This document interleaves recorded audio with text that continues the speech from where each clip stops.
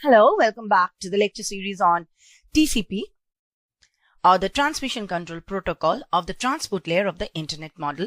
This is TCP Overview Part 2. So let's look at the agenda.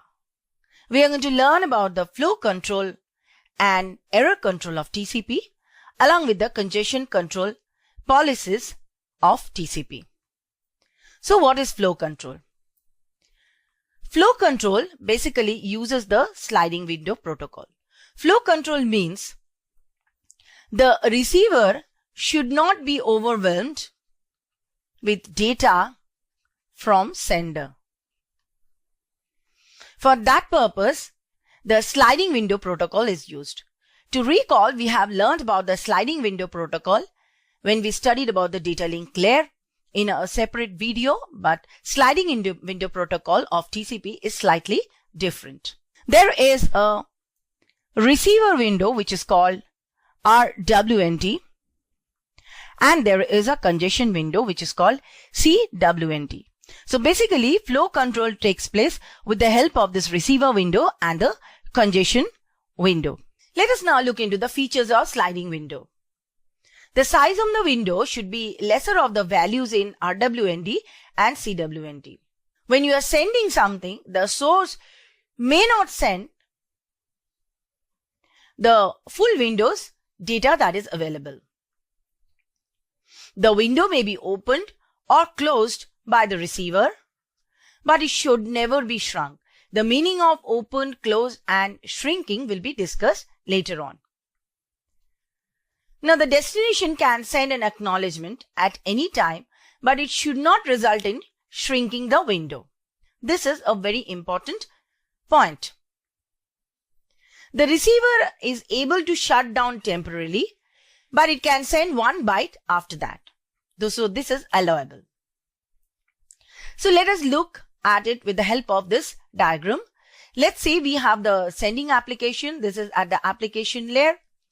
The sending application sends the application process with the help of the socket, which is the interface between the application layer and the TCP layer. So here we have the data.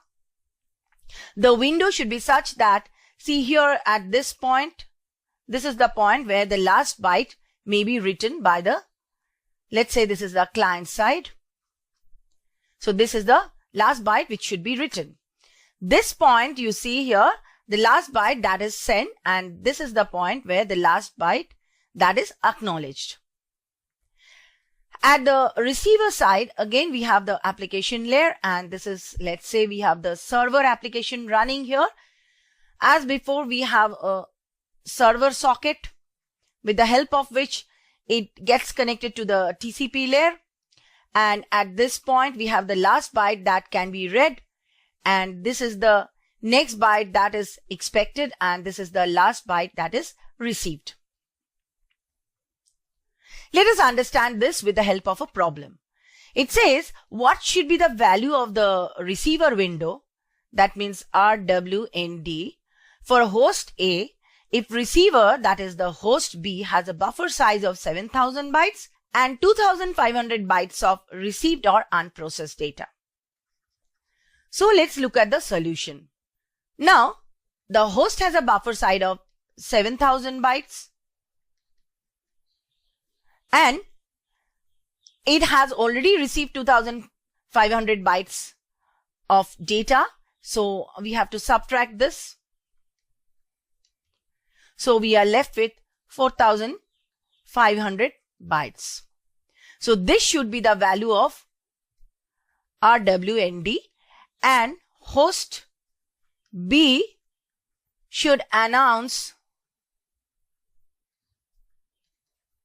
this value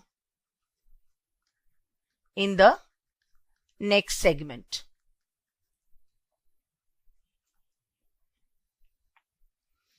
Let us understand flow control with the help of another problem. It says, what should be the size of the window for host A if the value of RWND is 3000 bytes? RWND means the receiver window, and CWND is 3500 bytes. CWND is the congestion window. So solution is, you have to take the lesser of the two values. Here CWND is equal to 3500 bytes and RWND is equal to 3000 bytes. So the lesser of the two values is RWND. So this should be the size of window for host A.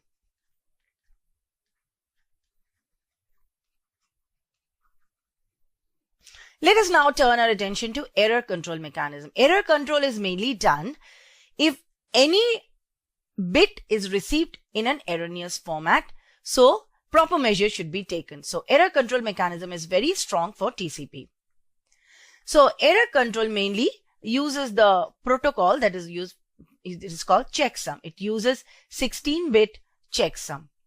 The mathematical formulation of checksum is given in a previous video when we learned about the error detection and correction techniques. Now, acknowledgement is a packet that should be sent by the other party in order that the sender knows that this data packet has been received by the other party properly. So acknowledgement is another form of error control mechanism. Retransmission is basically done when there is a timeout and still the acknowledgement for the particular data segment has not been received. There are some out of order delivery of data packets.